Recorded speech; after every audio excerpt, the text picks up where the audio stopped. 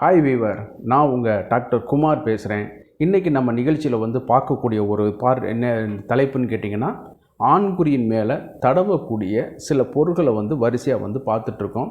அந்த வகையில் இன்றைக்கி ஆண்குறி எழுச்சியை அதிகப்படுத்தக்கூடிய ஒரு முக்கியமான ஒரு ஆயின்மெண்ட்டை பார்க்க போகிறோம்.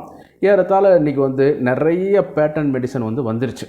நம்ம அதெல்லாம் ஒரு பக்கம் அவர்களும் ஆராய்ச்சி செய்துபட்டு முறையான பேப்பர் ஒர்க்லாம் பண்ணி தான் அதை வெளியிடுறார்களே ஒழிய அதில் எந்த ஒரு தவறோ மாற்று கருத்தும் கிடையாது. அவைகளும் நல்ல மருந்துகள் தானே ஒழிய கிளாசிக்கலாகவே பல நூற்றாண்டுகளாகவே நமது பாரம்பரிய சித்த ஆயுர்வேத மருத்துவத்தில் சொல்லப்பட்டுள்ள கிளாசிக்கல் ட்ரக்ஸை இன்றைக்கி பார்க்க போகிறோம்.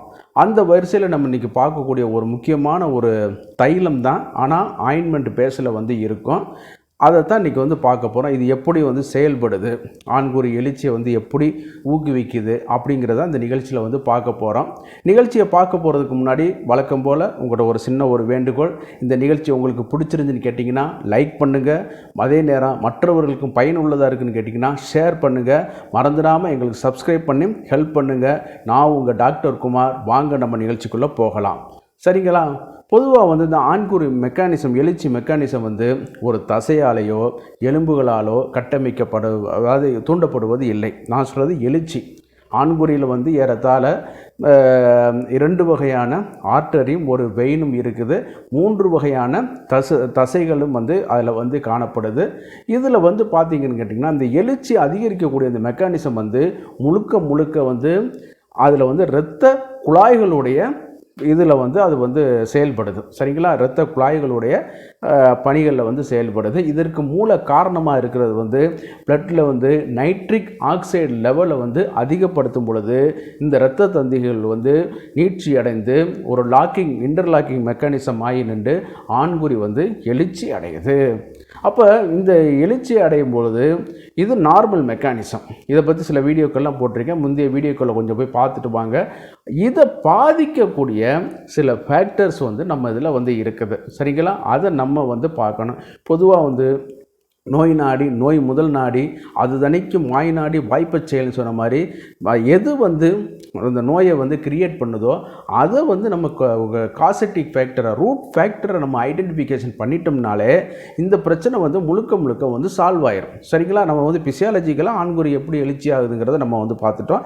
இந்த இதில் அது எழுச்சியை தடை செய்யக்கூடிய காரணங்கள் பார்க்கும் பொழுது நம்பர் 1 ஹார்மோன் குறைவு, ஒபேசிட்டி, டயாபெட்டிக் கண்டிஷன், அதே நேரத்தில் இரத்தத்தில் வரக்கூடிய குழாய்களில் பாதிப்பு, புரோட்டீன் மெக்கானிசம், அதே நேரம் இரத்த குழாய்களில் அர்த்ரோஸ்க்ளீரோசிஸ்ன்னு சொல்லக்கூடிய சில அடைப்பு, சில நேரம் ஸ்கேல்ஸ் ஃபார்மேஷன் அப்படிங்கிற மாதிரியான சூழ்நிலைகள் வரும்பொழுது இந்த ஆண்குறி எழுச்சி தடை செய்யுது. சரிங்களா?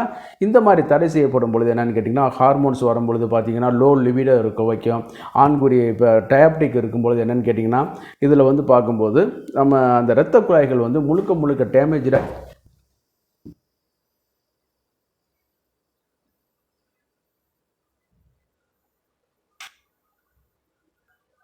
முழுக்க அது பாதிக்கப்பட்டு என்னாகுன்னு கேட்டிங்கன்னா, நாளாக அந்த இரத்த குழாய் பாதிக்கப்பட்டு அது இந்த எழுச்சியை தடை செய்யக்கூடிய ஒரு இதாகும்.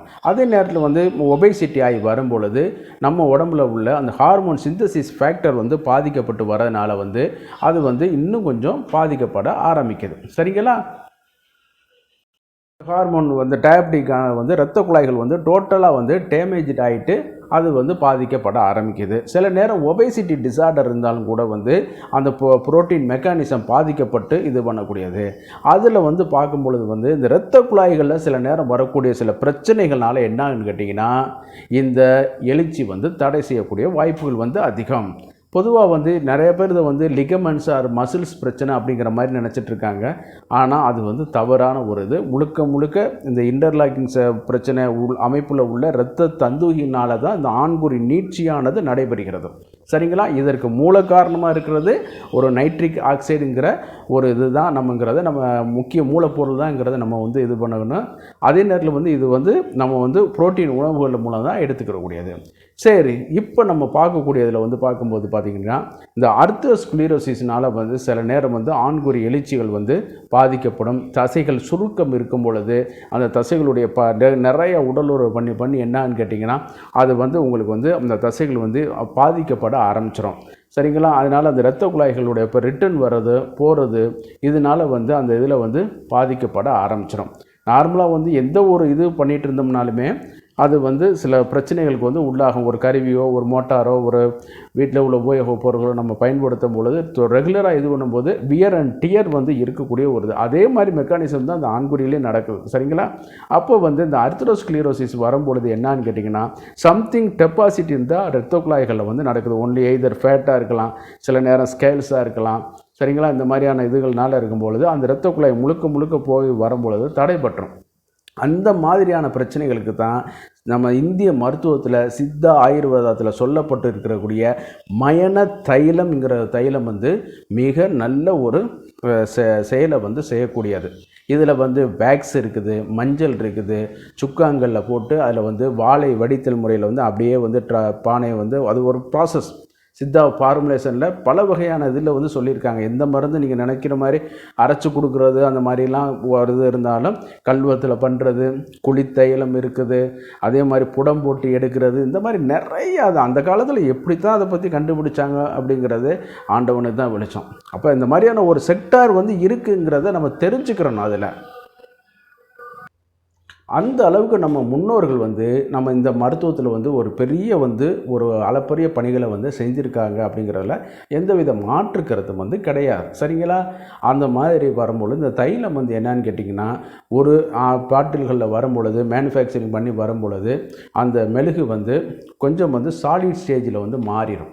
ஆயின்மெண்ட் பேஸில் இருக்கும். இப்போ அது வந்து என்னென்னு கேட்டிங்கன்னா கொஞ்சம் சுடுதண்ணியில் நீங்கள் வைக்கும் பொழுது என்னன்னு கேட்டிங்கன்னா அது வந்து மெல்ட் ஆகிடும். சரிங்களா. மெல்ட் ஆகும் பொழுது இளம் வெதுவெதுப்பான ஒரு இதில் வந்து வரும் பொழுது இந்த ஆண்குறியில் வந்து நம்ம தடவும் பொழுது வந்து அந்த வந்து மெழுகுக்கு ஒரு இது வந்து சில ப்ராப்பர்ட்டி வந்து இருக்குது. ரிவர்ஸ் ஆஸ்மாசிஸ் பண்ணுதா அல்லது வந்து வேறு எதுவும் ப்ரெஷருடைய வேரியேஷனால் அந்த இரத்த ஓட்டத்தை அதிகரிக்குதாங்கிறத இன்னும் வந்து அது ஆராய்ச்சிக்கு உட்படுத்தப்படக்கூடிய ஒரு பொருள். சரிங்களா. இன்னும் வந்து அதுக்கான பேப்பர் ப்ரெசன்டேஜ் எல்லாம் வந்து இன்னும் வந்து அந்த மருத்துவத்தில் வந்து செய்யப்பட வேண்டியிருக்கு, செஞ்சுட்டு இருக்காங்க. சரிங்களா. அந்த அளவுக்கு உள்ள இந்த மருந்துகள் வந்து அதில் சொல்லி கொண்டு வருவது வந்து கைகால் சுளுக்கு, உடம்பு வலி, இந்த மாதிரியானது சொல்லிட்டு வரும் பொழுது அந்த பாடல்களை சொல்லிட்டு வரும் பொழுது இந்த ஆண்குறி தளர்ச்சியை பற்றியும் அதில் வந்து ஒரு குறிப்புக்கு வந்து காணப்படுது. இதை நீங்கள் வந்து அருகில் உள்ள அரசு பதிவு பெற்ற ஆயுர்வேத சித்த மருத்துவர்கள்ட்ட நீங்கள் கேட்டிங்கன்னா கூட விளக்கமும் கொடுத்துருவாங்க. அந்த ப்ராடக்ட்டும் உங்கள்கிட்ட வந்து இருக்கும்.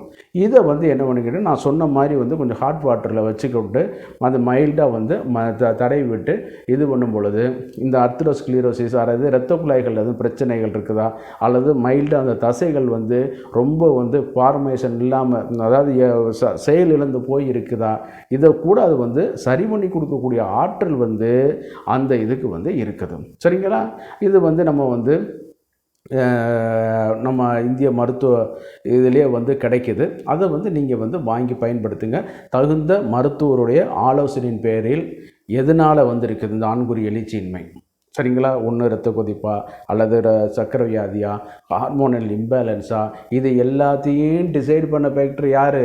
மருத்துவர் மட்டும்தான். அதனால் உங்கள் அருகில் உள்ள அரசு பதிவு பெற்ற 5.5 ஆண்டுகள் படித்து முடித்த பிஎஸ்எம்எஸ் பிஏஎம்எஸ் படித்த பட்டம் பெற்ற அருகில் உள்ள மருத்துவரை நீங்கள் அணுகுங்க. சரிங்களா. நீங்கள் என்கிட்ட தான் வரணுங்கிறத நான் எந்த பதிவுலையுமே நான் சொல்ல மாட்டேன். சரிங்களா.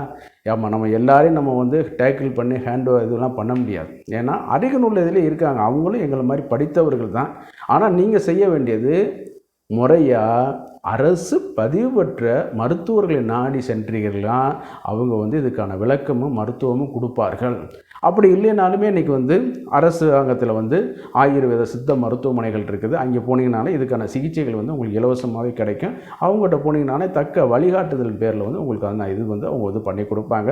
வழக்கம் போல் நிகழ்ச்சியோட இறுதி பகுதிக்கு வந்துவிட்டோம். இந்த நிகழ்ச்சி உங்களுக்கு பிடிச்சிருக்குன்னு கேட்டிங்கன்னா லைக் பண்ணுங்கள், மற்றவர்களுக்கும் பயனுள்ளதாக இருக்குன்னு கேட்டிங்கன்னா ஷேர் பண்ணுங்கள். மறந்துடாமல் எங்களுக்கு சப்ஸ்கிரைப் பண்ணி ஹெல்ப் பண்ணுமாறு மிக பணியோடு கேட்டுக்கொள்கிறேன். நான் உங்கள் டாக்டர் குமார். மீண்டும் ஒரு நிகழ்ச்சியில் சந்திப்போம். நன்றி, வணக்கம்.